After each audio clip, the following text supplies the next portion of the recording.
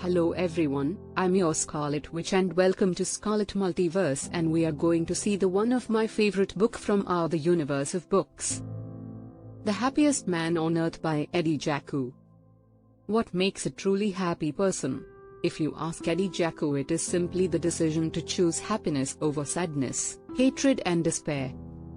And Eddie should know, for from the darkest and bleakest of times when he lost everything he held dear, he moved forward and became a happy man, a man who spreads happiness wherever he goes. But Eddie isn't some modern age guru spruiking new age concepts. He's a 100-year-old Holocaust survivor who has lived in Australia for 70 years with his beloved wife Flo, raised his children and been blessed with grandchildren and great-grandchildren. He has run businesses and been an integral part of his community.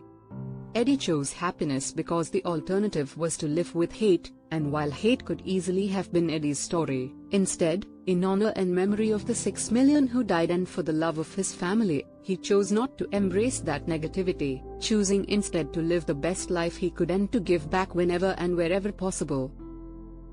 I have lived for a century, and I know what it is to stare evil in the face. I have seen the worst in mankind, the horrors of the death camps, the Nazi efforts to exterminate my life, and the lives of all my people. But I now consider myself the happiest man on earth. Through all of my years I have learned this: life can be beautiful if you make it beautiful. Eddie Jacquot. This is Eddie's blueprint to a life of happiness.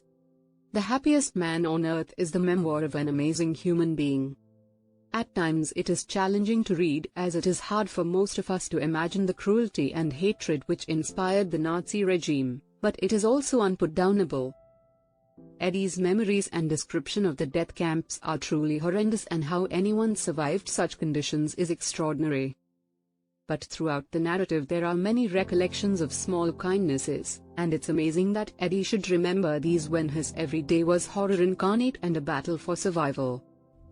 Wait a minute, I'm feeling many visions, some of them make me to think and some of them just killing me.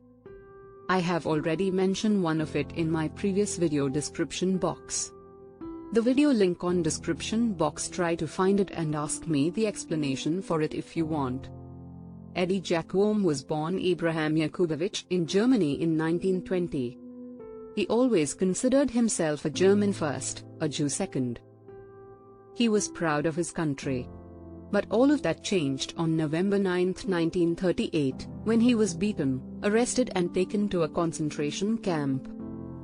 Over the next 7 years, Eddie faced unimaginable horrors every day, first in Buchenwald, then in Auschwitz, then on the Nazi death march.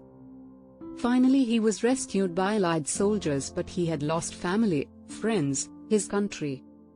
Eddie admits that after the war he wasn't a happy man.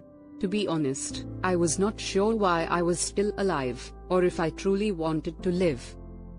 All that changed, however, when he held his eldest son in his arms for the first time. It was a miracle. In that one moment, my heart was healed and my happiness returned in abundance. From that day on I realized I was the luckiest man on earth. I made the promise that from that day until the end of my life, I would be happy, polite, helpful and kind. I would smile. In 1950 Eddie moved to Australia, where he has lived since. He has been married to Flo for 75 years. They have 2 sons and many grandchildren and great-grandchildren. Eddie has volunteered at the Sydney Jewish Museum since its inception in 1992. He travels across the country inspiring audiences with his story of survival and sharing his message of tolerance, understanding, kindness, friendship and humanity. Eddie has certainly not forgotten the past, no, he stresses, has he forgiven. But he does not hate. So I hate no one, not even Hitler. I do not forgive him. If I forgive, I am a traitor to the 6 million who died. When I say this, I speak for the 6 million who cannot speak for themselves. But I also live for them, and live the best life I can. Eddie now believes he is the happiest man on earth. Published as Eddie turns 100, this is a powerful, heartbreaking and ultimately hopeful memoir of how happiness can be found even in the darkest of times. It's a story which contrasts the brilliance and fortitude of a generous and noble spirit with the depravity of those who espouse the dogma of hate. The Happiest Man on Earth provides life lessons for all of us. Thank you for watching and have a great day.